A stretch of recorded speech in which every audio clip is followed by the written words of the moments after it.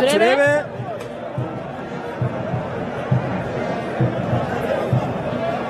abakinnyi hano bashwanaga umupira utaraterwa umupira barawutera Pizzo arajya hasi yakuyemo n'ukuboko neza cyane baro ntabwo yarenze umurongo ariko Chimanga awukoze ntabwo ari kuvuga ngo wamukozeho yawukuyemo n'ukuboko ahubwo byabanje kugaragara ko Pizzo yaguye hasi Yariteje yakoreye ikosa Pizzo ariko umupira Chimanga kuwukora byawukoze n'ukuboko kandi intentionnellement. Ubwo rero dutegereje kureba Ishimwe Didier nicyo agiye kuganira na Celestin kuko handball we yabaye rwose umupira bakuyemo n'ukuboko. Ahangaha abasifuzi baba bari muri situation igoye cyane, ari kumwereka ko yakuyemo n'ukuboko. Ibyo byari kubimwereka ko yakuyemo n'ukuboko, ahubwo turebe ese aramubwira ko wagezemo. Ubu ni bwa buryo bundi urabona ko kukuramo yakuyemo n'ukuboko, ahubwo icyo ni penalty ari buyitanga, ahubwo ni ukwibaza ngo aratanga umutuku.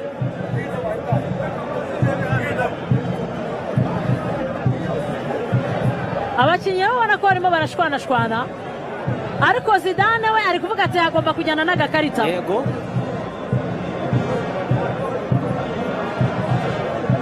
ngenda ashaka kureba warenze umurongo Ramadani ajya kuwukoraho.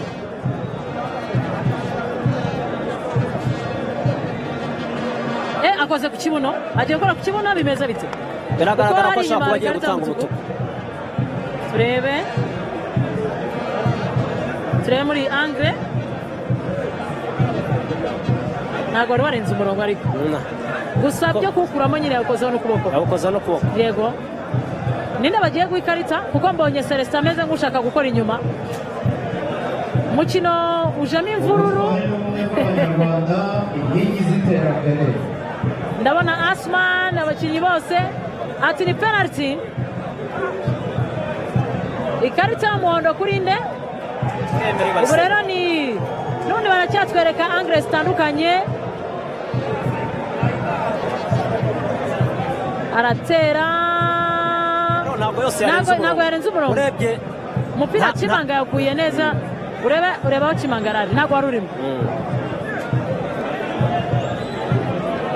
Gusa yewe ntakubeshye,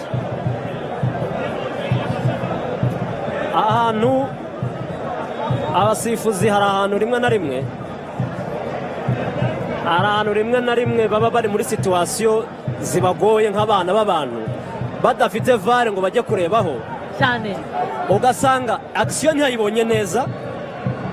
Urebye nko kuri match ya APR na Elmereke byatumye banahagarika umusifuzi wo ku ruhande imikino ine, hariya niho haba hari VAR, bari guhita bafata noneho icyemezo bakororeye ubugororangingo bifashishije ayo mashusho. Gusa nk'aha ngaha agiye ku giti cya nyuma mbona afashe icyemezo nk'umuntu udafite amashusho ari bwirefereho, niba bishobora kuba byamucitse gufata icyemezo agatanga penalty yo niyo, ahubwo wenda icyaruje nicyo nanone umuntu yasigara yibazaho, ari ukwibaza niba atanze penalty ni ikosa. Yego, niba ari ikosa, ese uwo muntu we ntiyari akwiye ikarita y'umutuku? Kuko ntiyawukoze ukuyemo ubushake. Kuko iyi penalty idatsinzwe byaba hari izindi resulta z'umukino byaba byinshi. Lage rero niyo ugiye gutera iyi penalty, ariko ntabyo byari kuza kuba bibi kurushaho yadatanga iyi penalty. Byari kuba ari byo bibaye wasi. Gusa umusifuzi wo ku ruhande yabikurikiye kuko aranamweretse no muri geste amweretse ko iriya baro yayikuyemo n'ukuboko. Yego,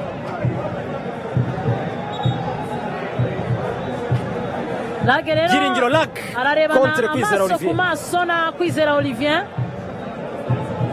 Kwizera Olivier wagize match nziza, ese penalty arayikuramo.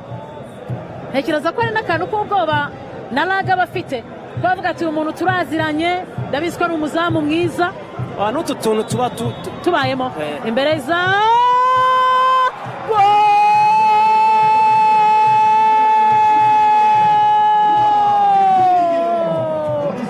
Byiringiro Lage, Police kimwe Rayon Sport ubusa ku minota 68 y'umukino. igitego cya mbere cy'ikipe ya Police Football Club. Ikipe ya Police yari yatangiye n'ubundi bona irusha ikipe ya Rayon Sport. Mu magambo make umuntu avuga ngo ikipe nziza mu mukino ilidinze umukino, iyoboye umukino. uwo rero ni Ibyiringiro Lage waciye mu ekipe ya APR